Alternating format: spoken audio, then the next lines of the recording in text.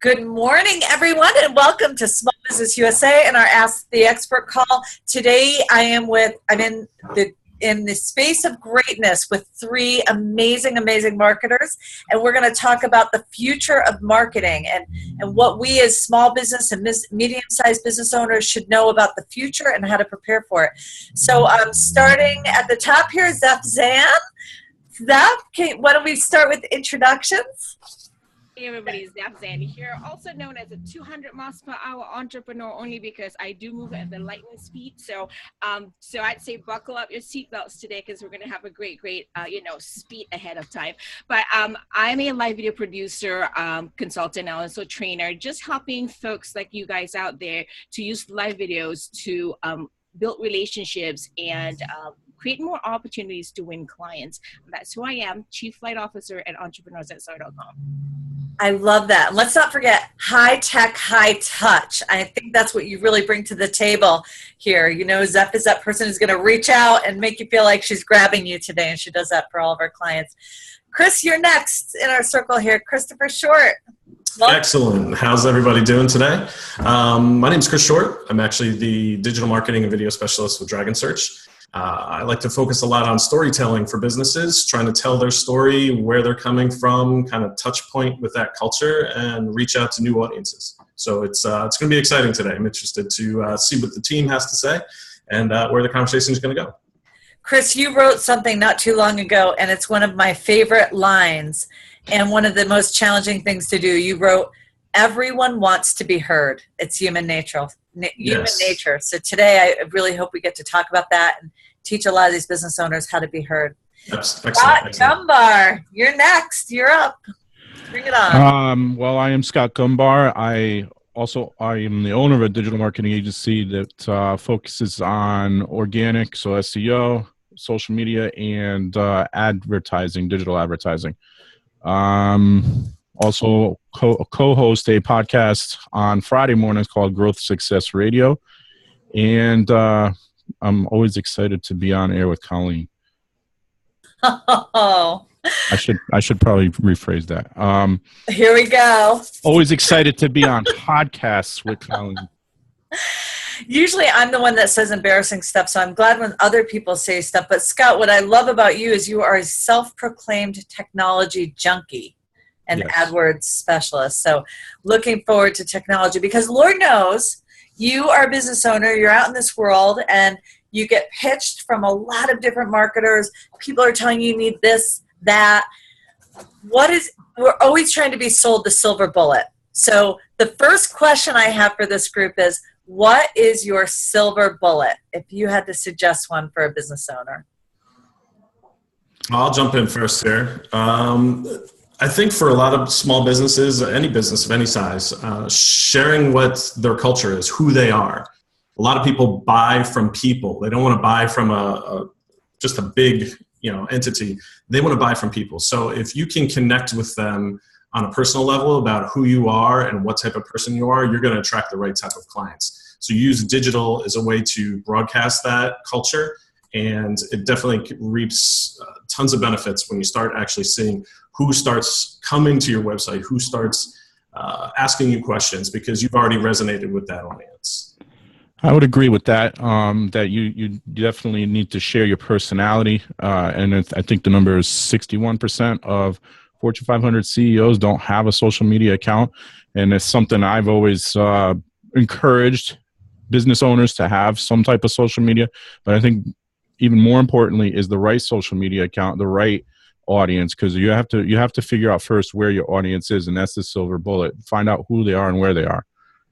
I agree with all the guys. In addition to that, I think a lot of the focus right now in video and live videos is the fact that people are also concentrating on the engagement and also relationship building, because especially if you're doing marketing in a digital world, everything is about how you connect with your audience online. If you're looking at the camera, it's as if like you're talking to them in person, face to face. So, a lot of those aspects people don't really think about when they go online. And I love that Chris brought the fact that, it's all about you and how you build your vision. But the fact that we forget it's about the engagement. People want to hear back what you have to say, and what your brand is all about. What is it about you that they should be connecting with? And that's so important and so key in business today. And so there's all this noise. I think that segues us into a great conversation. There's all this noise, right? I mean, what is the average person has 700 marketing images a day put in front of them. How do you stand out, and how do you get people to see you today? And then we'll talk about the future in a few minutes. But today, what is the best way to help them know who you are? I guess the videos and also live videos is really helping all business owners to really be seen and heard. Not only that, because we're in this swirl of technology and social media where, like you said, Colleen, there's a lot of noise, there's a lot of competition, there's a lot of I need to find eyeballs to pay attention to me, right? How do I stand out? At the end of the day, it's going to come to the basic, which is, who are you? What is it that is what value are you providing to your audience? Because one of the things that I work with clients, whenever I tell them to use videos or live videos, I'll tell them at the end of the day, you're not really thinking about yourself per se. You're also creating this message to think about, how does the audience relate to you? How are you of value to them? Because this is what will differentiate us from the next person. It is the brand of you. Right. And it's an excellent point about the video. I'm sure we all know now Blab is shut down and Google Hangouts is shutting down. But at the same time, Facebook Live is taking off. Now LinkedIn has their own version, and Pinterest is coming out with their own version, and YouTube Live is coming in. So video is huge right now. I know you're gonna ask the question about future. It involves video, so I won't answer the question yet, but it involves video to a degree. But yes, video is huge and it's important. I know a lot of people, including myself, at one point, believe it or not, I know you might, Zef and Colleen might find this shocking.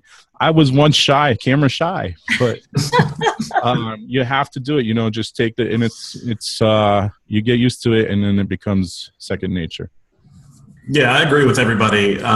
Given that behind the scenes look of what your company's about, who you're about, you're talking about personality, you're talking about brand voice, all of that kind of comes together when you actually have a chance to look at who you are as a company. And when you broadcast exactly, what Scott was saying and Zef as well, find where your audience is, what makes your audience tick.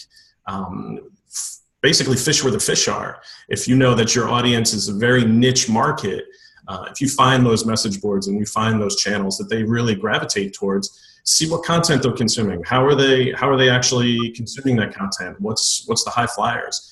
And does your branding and your message align with your audience? And once you do that, they'll just come in droves. Chris and Zef in particular, you guys, Chris, you work behind the scenes of a camera often, getting people to show them their real selves, and you kind of do a lot of videography, if I understand correctly. And Zef, you are really focused on helping business owners really communicate who they are. So I guess this question is in particular for you two. How does a business owner show that real person, show their real value? What is the best way to get across on video? What tips do you have for a new video, somebody first time in front of the screen? I'm just going to answer from the aspect of a live video aspect. If this is my thing. One thing I think many of us, are still stuck, business owners are still stuck in the old school of marketing. Oh, don't say too much, right? Because in this day and age, when it's the brand is all about you, you have to a little bit, transparent and share, just like Chris was saying, share your story, right? Because at the end of the day, that story becomes memorable. People love stories. And I think as business owners, don't be afraid if you're doing, say, a live video, because this is, what I help my clients do. If you use a live video, don't be too rigid and timid in the fact that, oh, I shouldn't be sharing my story because this is so personal. This is what other entrepreneurs or business owners want to hear, is the storytelling part, because they know business is not always bed of roses, always, oh, it's fun and happy and go lucky, always success. But there's always going to be the hard grind that goes behind the scene. It's okay to share that. And I think business owners need to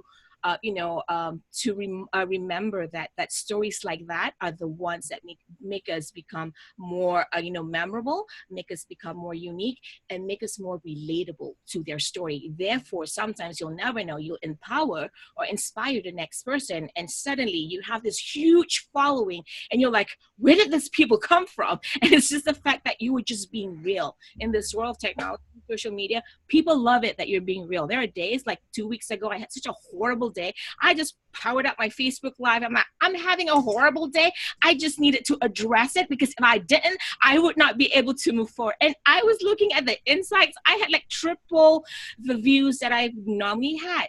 That's the kind of stories or, of things that will help us, be different from the other person. Absolutely. I mean, I'm 100% to all of that.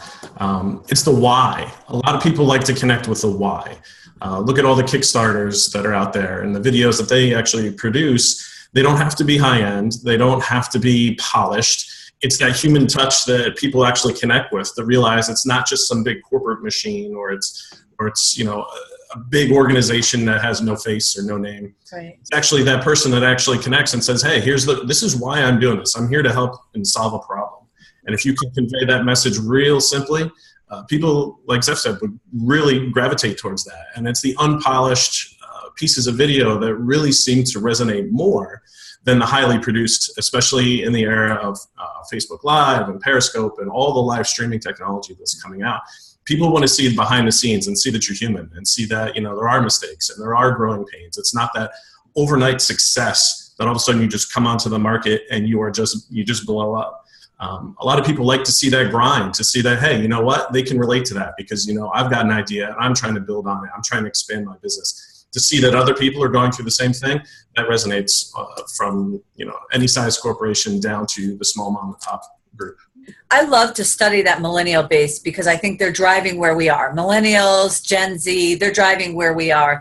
And in a recent study, they found that millennials, they love people with aspirations. They love to hear the pain, the story, whereas Gen X and boomers are like, misery loves company. I guess that's why they're following you, Zef. But I think there's this real, I love what you said. It's a transparency, because business is hard. So you create a video, and I love, Chris, that you brought up the why, because this is something that we're always trying to teach our members. It's about understanding your why. It's about understanding the story about how you got there, and why you want to help people is sometimes more important than what you're selling. So you put together this great video, and my next question goes to Scott. What do you do with it? How do you get it seen? And then, everybody can certainly weigh in. Well, like I said earlier, you have to know where your audience is. I think that's the most important thing. And I think what I run into a lot is a lot of business owners that say, oh, okay, I need to be on Facebook, Pinterest, Instagram, LinkedIn, and blah, blah, blah, on and on and on and on. No, you don't. You need to find out where it is your audience is and focus on that. And then maybe once you've mastered that, then you move on, or you hire me to do it, one or the other. Then you move on to the next plug. Right. Because what'll happen is they'll get overwhelmed. Just the business trying to manage their own Facebook page, I would say 75% of them get overwhelmed within a month and say, I'm not doing this anymore. I'm not getting the results I expected. I'm not, it's not working. I don't understand this. And I don't have time to do this. And so they get overwhelmed. So find out where your audience is and focus on that, and then share the video there. Zef touched on it a little bit with her own video about 3 times. On average, I would say video gets 5 to 10 times, just from my own experience, 5 to 10 times more views and engagement than anything else on Facebook right now. I don't know the numbers on LinkedIn. I haven't used LinkedIn's video yet, but the same applies to I haven't used it in a while. Twitter's, no, I'm drawing a blank. Periscope. I knew it began with a P. Periscope. The same applies to Periscope, and you can upload video natively to Twitter as well. So those things get a lot more views. Share it. It doesn't, like Chris said, it doesn't have to be polished and perfect. It can be raw. This is not polished and perfect. This is going to be raw. Everybody just saw me trying to remember the word Periscope. So it doesn't have to be perfect. And people like that. people like that you're showing your own personality. That's my personality. Sometimes I forget a word. Hey, I love it. And kind of, we've talked about Periscope a little bit. We talked about Blab being gone. I mean, the mediums of how we do this, Facebook Live, LinkedIn. Talk to me about the future of live streaming. What do you see happening, you guys? So Blab is gone and Google Hangouts is going. I think it's still got a couple weeks left. And I know that was Zef's favorite for a while, but I think they're just going to move it over to YouTube. I think that's all they're going to do. It still is, yeah. Yeah. Google Hangouts is not, the Google Hangouts part will be gone, but the Google Hangouts on Air part will be integrated with YouTube. Into YouTube, okay. What I understand is, yes, it's one of my favorite platforms. You know what? This is one of the platforms that I use when every other new platforms out there fail.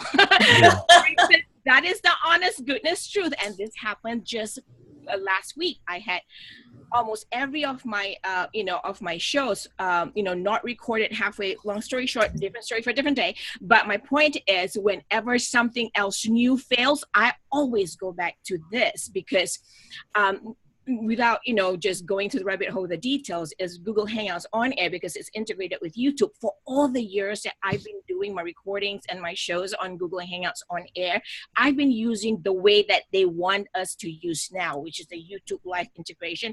I never started it out with on Google Hangouts. I always started out on YouTube Live. So when everybody says like, "Oh, Google Hangouts is going to go away," I'm like, no, it really isn't going away. Just transitioning. Yeah, transitioning to. Yeah. Because they want it to be, in YouTube Live. That being said, to answer your question, Colleen, I think live streaming is going to be one of the new media marketing strategies that will be staying.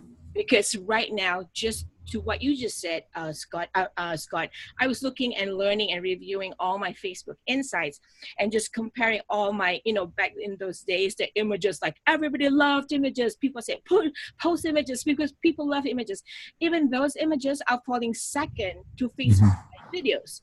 It's a native video to Facebook. And I get triple, if not double, triple viewing with my Facebook Live. So I think, as we move forward and we progress and live streaming is here to stay, because it's a voice to us and it gives us the authenticity to be who we are, because it gives the people, our audience, to process information via video and audio. Because, anybody can just put a picture and still picture. It doesn't really say much about the you brand, but when you speak, when you talk, when you appeal, people fall in love with you. It's just like you're romancing or dating them online, So that's why I think live streaming really changing the way we market in our business. And there are a bunch of new live streaming platforms now. So the Fire Talk and everybody keeps telling me I say that wrong, but and there's another one that Zef talks about a lot. I forget what it is now. Crowd something. Yeah. What is it? Crowdcast. Yeah. Crowdcast. Mm-hmm. And now we have Smile Time, which yes, I did see that. Yeah. And by the way, I just read recently, Generation Z, their favorite source for media, right here. Yep. Absolutely. That's where I'll jump in on when it comes to streaming. They don't watch TV. It's the exclusive content that people are reaching out for. It's the, like I said before, the unpolished. It's the content that kind of gives that exclusive backstage view. They actually ran some numbers when Gwen Stefani actually performed live on one of the music awards. The dancers live stream, when they were actually waiting, it was the one where she roller skated, she came around, and it was the behind the scenes where a few of the dancers set up their iPhones waiting for their turn to dance. Those streams actually got the highest rate of engagement as opposed to the live broadcast, because it was that behind the scenes before and after that really people wanted to see. They wanted to see, are they nervous? Are they excited? And that goes back to what Zef was saying about your personality and your voice. It's those little, secret moments that people want to kind of resonate with. And again, it goes back to that authenticity, that transparency, that you're just like them. And that really resonates. So let's shift. I think this is a good segue to shift into mobile-based marketing, because it is the future, right? Location-based, mobile-based marketing. Any thoughts on what does the future hold with the phone? I mean, already we have text marketing. We have, you walk into a store and it knows you're in there, and all of a sudden your phone just starts going crazy with advertising that bananas are on sale or whatever it happens to be, right? So what's the future of mobile marketing as you guys see it?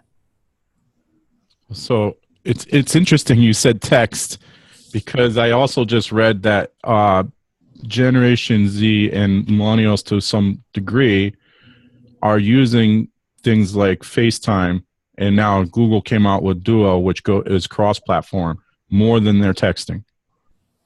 So and of course you have Facebook Messenger. So they'll find a way, and Messenger's already is, they'll find a way to market in those platforms. Absolutely. One of the things I like to say is when there's the local search, as well as any local marketing, if we use the term here, give it legs, give it the ability to be shared, give it the ability to go out to that audience that you have, your small network of friends. I know there's a lot of innovation coming with Bluetooth technology and location based around that, and it really speaks to how people are consuming. It's the now, it's the where am I, the big spike in ice cream shops near me is, using that near me. People want to use that location-based platform. So anything you can do to basically tag that material so that people can see it in proximity to your shop or your event, that's going to be huge moving forward, especially with the mobile generation. I am so entertained by Pokemon Go. So that, it's like, so I live in a touristy area. So we have like crowds of people in front of certain stores. And I could tell at first, I was like, wow, why is that ice cream shop so busy? Why is Cannon Square all of a sudden so popular? And apparently the kids are fighting in Cannon Square on Pokemon Go or whatever it is, right? You have these duels or whatever. And Scott reminded me the other day, it's losing its ground. But I love this unique marketing strategy, right? The ice cream shop that integrates Pokemon Go. How much did they have to play that game to get this Pokemon Go like icon in their shop? I have no idea. But if we kind of think outside the box with marketing, you guys, what does the crystal ball say? What does your crystal ball say for the next crazy thing? For me, I'll definitely jump in with interactive media. Based on that concept of culture, you already had a culture, the Pokemon culture.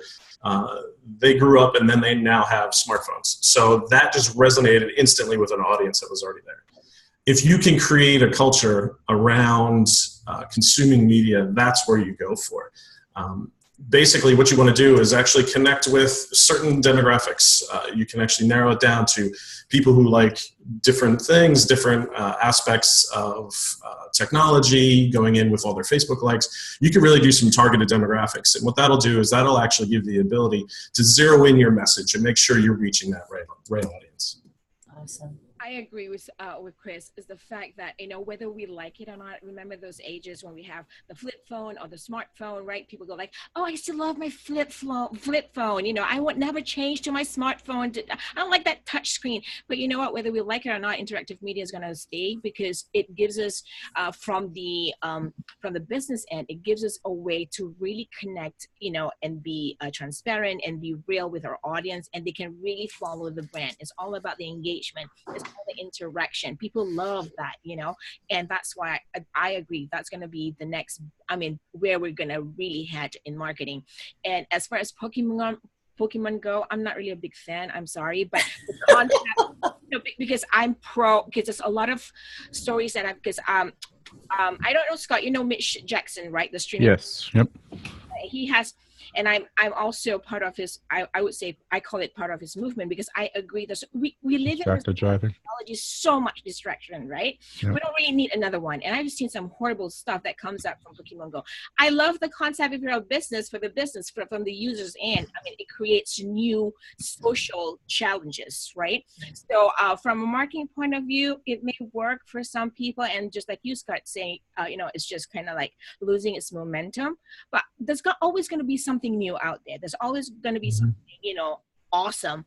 But the fact is, from a business point of view, you really have to know, like what Chris said, your why, who, it'll come back to that basic why, who, where, because if you don't know, you're going to be wasting your money in a wrong marketing strategy.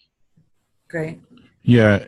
So I think everybody's pretty much touched on it. I think it's really three things. There's the moments, right? What am I doing right now?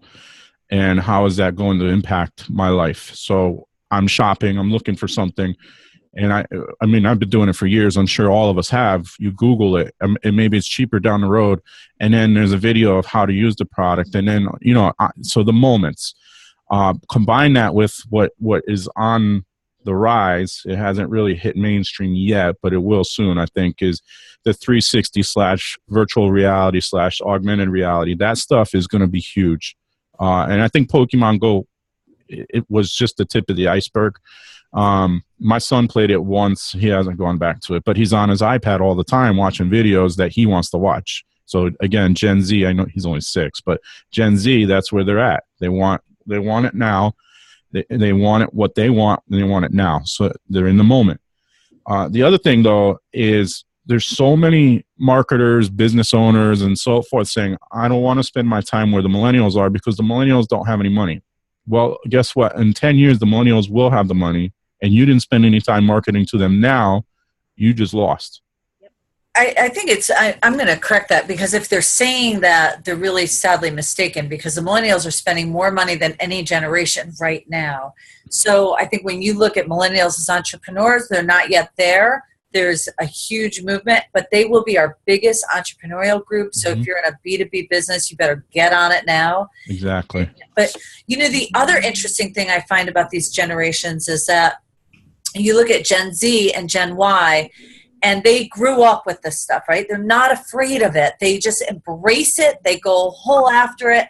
But they also are understanding that there's this social aspect of their life that's missing because of this.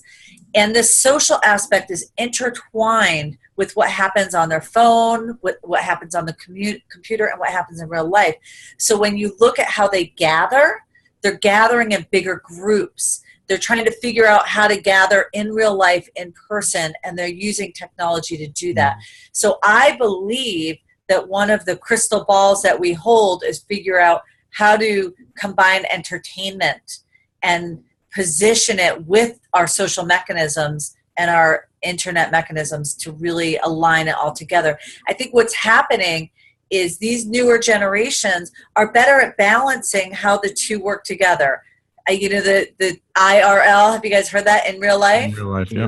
Right? So in real life and online, connecting the two of them, I believe, is the Holy Grail right now of marketing, figuring out how to bring them together. And I think Pokemon is scratching the surface, but I think there's so much more brilliance yet to be had in that category.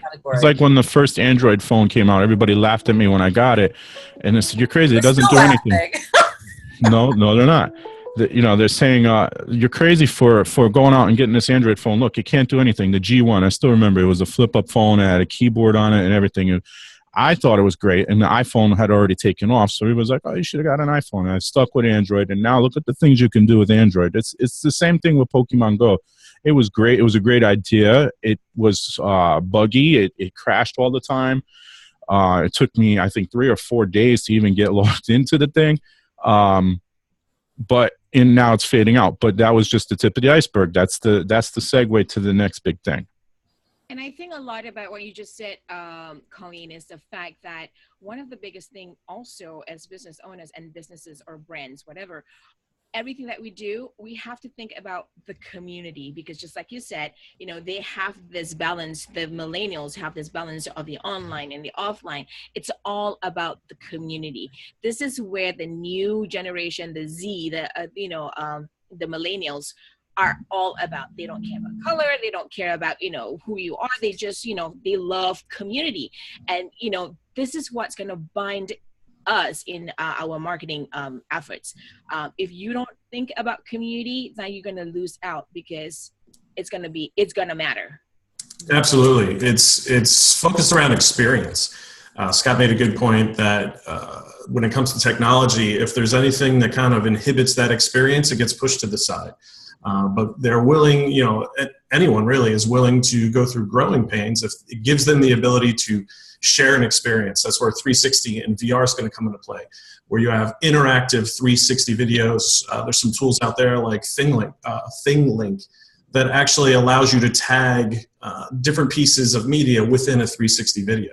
So if somebody's actually doing a spin and they're looking at where your favorite fishing hole is, or inside a store with e-commerce, it's going to be huge, where you can actually visit a store and actually tour the store in 360, and then you can actually click on each item that's in the store. So it really brings an experience to it, which resonates with a lot of different generations, especially younger generation, where they would much rather spend money on an experience than things. So if you can share that, and again, give it legs and give it the ability to share it across different platforms, across different sources of friends, and integrate all that into one big package, you're definitely ahead of the game in that regards. I want to talk about the Holy Grail of sharing but before I get there, I just want to talk about psychographics, because we spend a lot of time with business owners. The first month is all about goals and figuring out what sets you apart. But when you actually go after your client and go after your audience, to Scott's point, it's about really understanding who that person is and where they spend their time. And I think marketing of the past, and you guys can correct me if I'm wrong, but I believe marketing of the past was saying, hey, you know what, I'm looking for a female between 35 and 50 years old. She has 2 kids, she works, and that was a psychographic. And I think today it's more involved, and that's how we're going to really target them. So your message is more personalized and takes on a different strategy, and more, it goes right to their heart a little bit more and speaks to them. So now it's not only that woman, but she's worried about if she's going to be able to keep her job past 50, and what does her future look like, and if there's Social Security there, and how to take care of her parents and her kids at the same time, being part of the sandwich generation. And the only time that she has for her friends is to meet them at Starbucks before work in the morning. And so the infographic or the psychographic now becomes more intense and more focused, so you can find them a little bit easier and be more directed and targeted. So personalization, you guys, before we leave the topic of finding the right customer and touching their heartstrings, I guess, what does personalization look like to you? For me, I think, especially in the personalization, is keeping consistent and being present there for your community and your audience, because everybody can have a live show, everybody can have a video, but if you don't follow through on the community, which was big, right? And people always ask me and go like, what is it? Like, how do you succeed? How are you doing so well in live videos? First of all, I said, it's just not about doing the video. For me, at least, right? And this is what I teach my clients. I'm like, it's not about only doing the video. It's about you being transparent and communicating your message in a very authentic way. And at the end of the day, what they want to see is you being present and you being consistent. This is where many people fail in the live videos, because they feel like, okay, today I'm going to do Facebook Live, tomorrow maybe Periscope, Wednesday, I don't know, maybe I'll show what. It's just like, you're going to the office, you go like, I'm going to come in Monday, Tuesday, maybe not. What? Is that people want to see consistency, because when you have consistency and you have presence, you become memorable. You have a message. It becomes your proof that you do what you do well, because then if you have your community behind you, you don't have to say so much. They'll do the selling for you. For me, it has helped me create my own brand or hashtags. And I'm like, you guys, never thought of these hashtags. Where did you come with these hashtags? And they go like, definitely. And I'm like, oh, that's a really cool hashtag. And use these the tools that we have, and I think to connect with the people. And I really, really say, in personalization is, tapping into what your strengths are and bring it to your audience. Let them experience you. It is the brand of you. And also the fact that, consistency takes planning. And whoever comes to me and go like, I can do live videos. Yeah, I'm going to do well. And I'm like, show me your calendar. And they look at me like, what do you mean, show me your calendar? I'm like, if you don't have a calendar, you ain't working with me, because you have to have a calendar, because a calendar shows strategy that you're invested in being present and being consistent. That, I think, is how some of those little baby steps of personalization. Okay. Yeah, I'm a big believer in listening to your audience. That'll help drive a lot of the conversation, and that kind of ties into what Zef is saying, is be consistent. So if you're soliciting information from your audience and you're asking their opinion and you're kind of including them in the conversation, that'll really give you a better idea of where your audience is and, you know, what they're thinking. And then that way you can kind of go back and forth with that conversation. It gives you that leverage to say, all right, how can we create something that you want? And a lot of companies are starting to do that. They're reaching out. I mean, obviously, like Twitter, using Twitter for customer service. It's instant. It's right there. There's been several times where I've reached out to companies with a concern or a question, and within minutes, information pops up on my Twitter feed. So having that listening conduit open really helps build your brand voice, and it shows, like Zef was saying, that you're listening to what people are saying, and you actually care, and that's that transparency. Just kind of ties all into that. Awesome. You said a bunch of words. Both you said words that I love and live by: consistency, transparency, and listen. All true, all very true.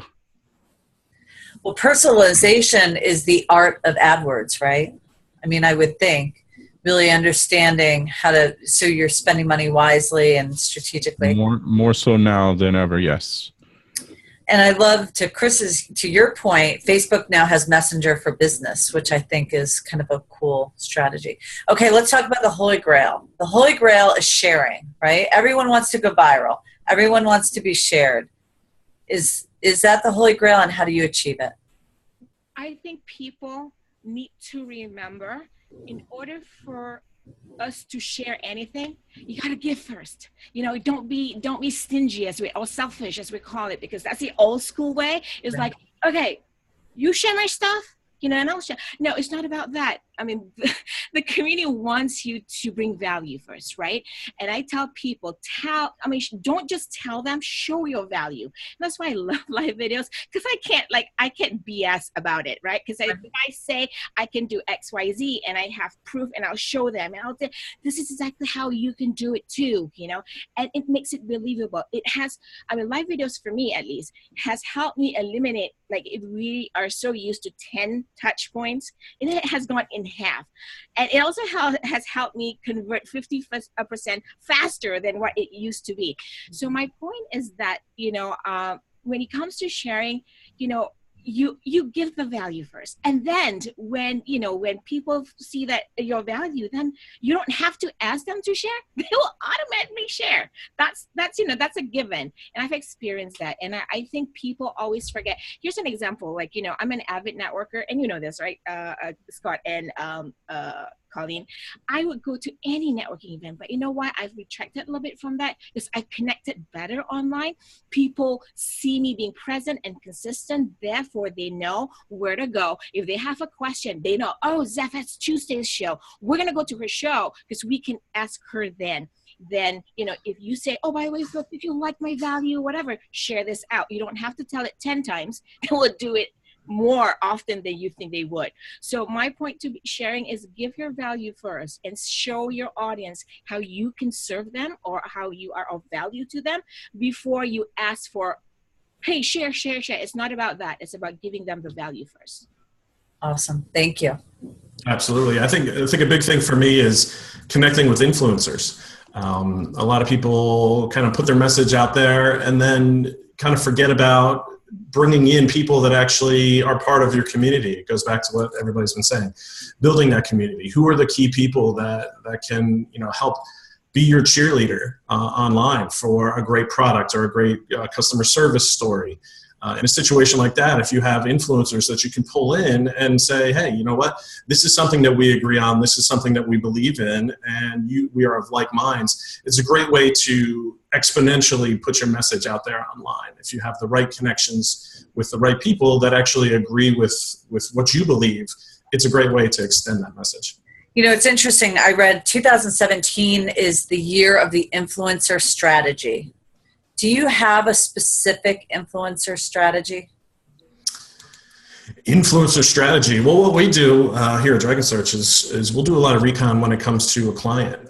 What space do you belong to, and who are the key players out there already? What are they? What audiences are they going after? What kind of message are they kind of broadcasting out there? Does it align with your values of your company? Is it something that you can really relate to? A lot of that research boils down to just kind of, going through the net and finding out, what conversations are out there. It goes back to what Scott and Zef were saying, is find out where that community is, because those influencers they'll appear almost immediately when you start doing your homework. And I think what would categorize influencers is the fact that are a few things. One, I think you got to show up. Right? You got to show up for your people, for your peeps, for your tribe, for your community. You got to show up.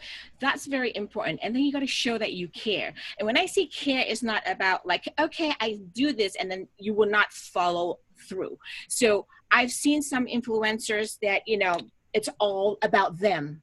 And it really ticks me off. I mean, I'm like, come on, this is not the realm that we, live in. There's I think two different types of influencers. Really, which one do you resonate with better? Yeah. For me, I resonate with those who are consistent, they're present, they say they do what they're going to do, they follow through, they build community. They're always giving. And that's why I think those influencers are always giving and sharing. Therefore, people, they have a huge following. It's not about that person, it's about how they can provide value and serve the community. It's so important to show up. And I'm going to tell you this, for those of you who are listening or watching this video in replay, is the fact, if you really want to use anything, online marketing strategies, digital or live videos or video, whatever, you have to bring that element to whatever you're doing, because it is so important to show up and engage. That's going to be the difference. This is I know you wanted kind of a difference of opinions with everybody, but yes, influencers are important. But then I 100% agree with Zef about the sharing. I'll tell you exactly how I do what I do. Not everybody's going to have the time to do it, but I do it all the time. I share all my information. And I have talked to business owners that have been in business for decades. And I said, well, you got to share what you're doing. What is your plan? No, I'm not sharing anything. My competition is going to see it and they're going to steal it. I'm like, oh, jeez.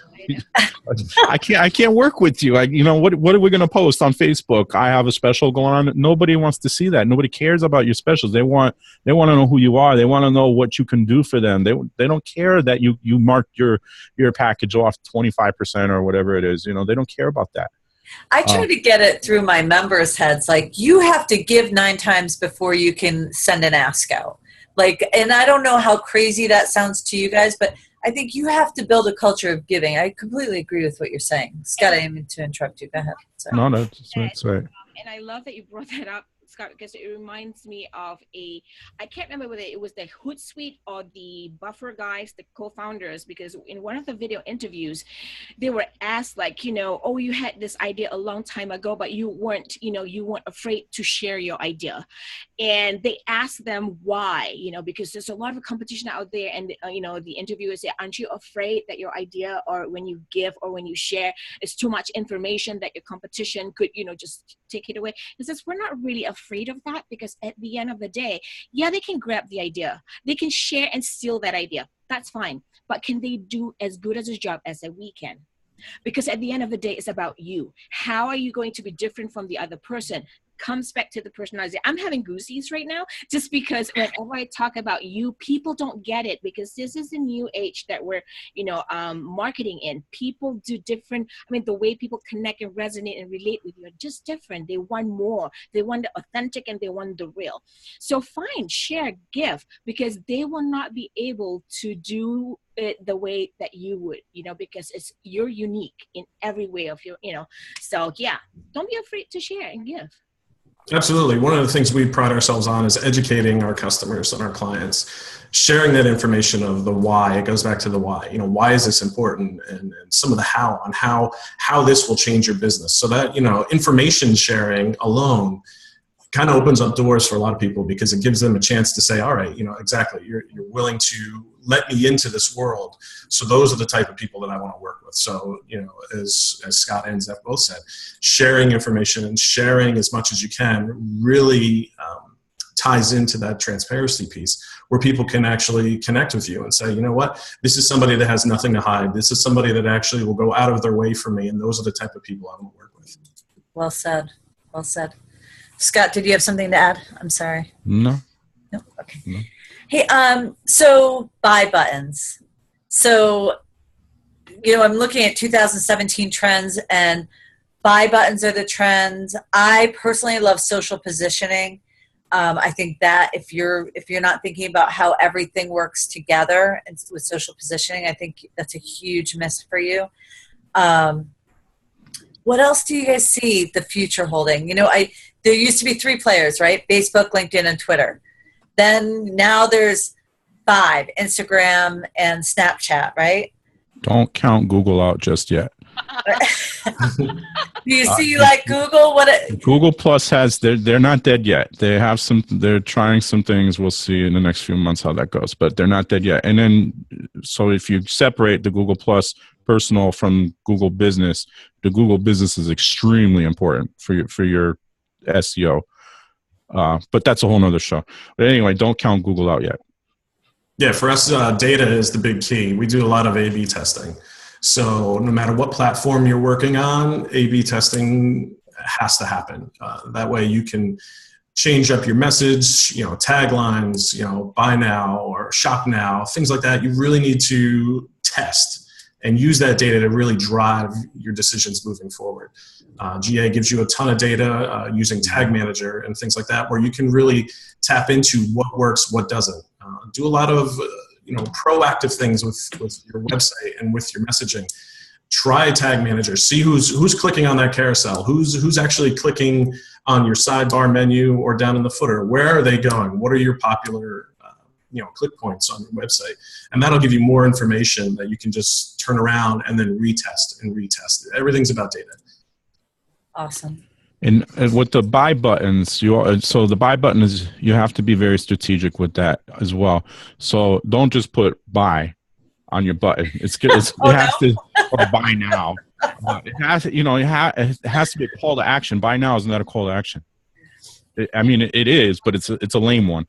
That buy now so psychological. People just go like, buy. Oh, they're selling to us already. Right. You could be like, yes, I want in. Yes, please. Right. It's stuff like that. But I think the buy buttons just brings a different sound or tone to the marketing strategy. Yeah.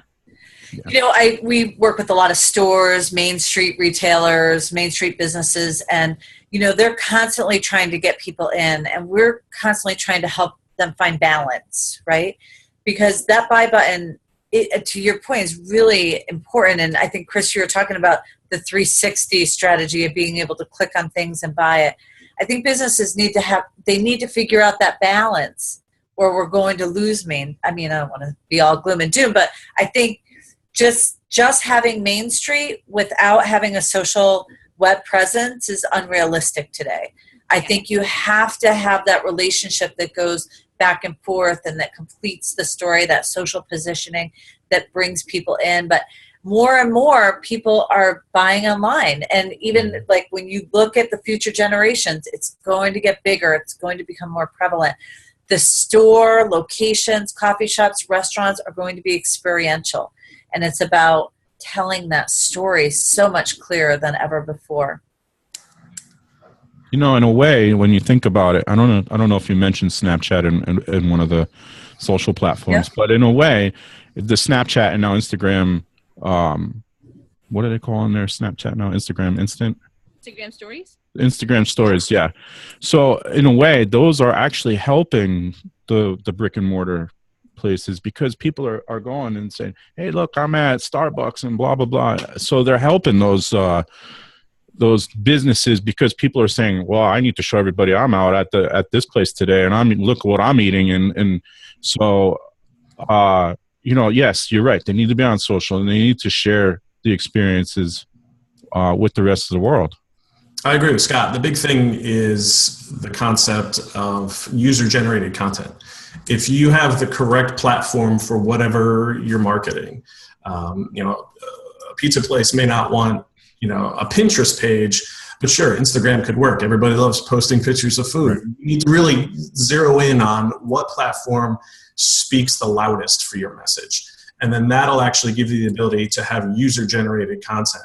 I just went to Hershey Park a few weeks ago, and they have a huge video wall, and they are just posting every Instagram photo up on that video wall. So what happened was that fear of missing out. Everybody jumped on. They started taking pictures in front of the video wall and saying, hey, look, here's my post. Here's that post. It shows that a brand is engaged with its clients, and it actually takes that messaging and broadcasts it out. So once you can tap into that user-generated content, that's where the shareability comes, and that's where it gets its legs. Awesome. For instance, all the reviews from from people, just take Airbnb and Uber, right? Why are these two disruptive business models doing very well? Because it's all about the community. People want to know what's his experience at this hostess place, or what was this driver like? Was he nice or not? So it's all about the experience. It's all about the moments, like Scott says, and it's reviews. It's all about the sharing. People do want to know. So my take is, for those of you out there who maybe have Main Street business, if you're not thinking, or you're not already using any sort of digital marketing, you really have to rethink your strategy, because if not, you're really losing out, right? Back in those days, we have newspapers. We can't really share newspapers unless you say, hey, Chris, go to this newspaper stand, go buy that. I'm in that paper right now, right? But in this day and age, it takes less than 30 seconds for somebody to just share your information because you were on WTNH Channel 8, right? It just takes less than 30 seconds to do that. So if you're local brick and mortar, and if you're not even considering it, that you're going to lose out. Like, you're going to lose out fast. So, yeah. All right. We need to wrap up, but one thing that every business owner must do, and you can't repeat yourselves. So it benefits you to go first, I guess. I'll start out. As a small business owner, or any business owner, you need to define what success looks like. And that includes your audience, your message, your brand voice, all of that put together. What is your purpose as a company? So if you know what success looks like, you could reverse engineer that into a good social media plan. Love that. Great, Chris. For me, don't try to do everything on your own. You will throw up, you will rinse, and then you will repeat. Throw up, rinse, repeat, throw up, rinse, repeat. That's just going to be normal. But don't try to do everything by yourself. And just like what Scott said earlier, one thing. You may hear Scott or myself or Chris share a lot of information. Oh yeah, I can do this. I promise. When you get to them, you're gonna throw up. You're gonna ring. Okay. So don't try to do it all by yourself, and try to get help if you can, when you can, because that's the fastest way to grow. Which is, sometimes you have to, slow down your speed, which I often do. I do. What, you go 175 miles an hour, Zep, versus 200? Yeah. Do you have a Snapchat of that? I want to see it. There you go. Yeah. And Colleen's gonna love this one because it's right up her alley. Identify your ideal client. You cannot continue without knowing that. I'm going to suggest not kayaking before you. I look like Donald Trump. What is up with that? Nobody can look like that. Are they going to erect when you do these videos? Are they going to erect a naked statue of you in Central Park? That's what they did to Trump. Oh my God. Well, I'm so fascinated by how this political campaign is using social media. I think I watched like Trump on Twitter, and how that's how news gets out there. I love every piece of advice that you guys gave today. I think it's been fabulous.